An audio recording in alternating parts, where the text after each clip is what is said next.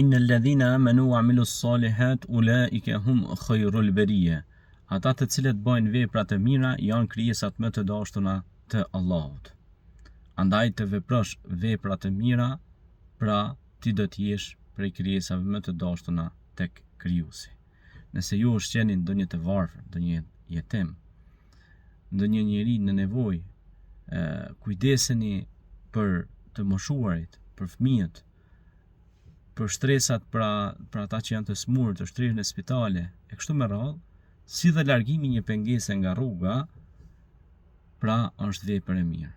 E vepër e mirë është normal, është edhe namazi, është edhe përmendja e Zotit, estagfirullah, kërkimi falje Krijuesit, mirë po ushqimi i barkut të një të urituri ka vlera shumë të mëdha.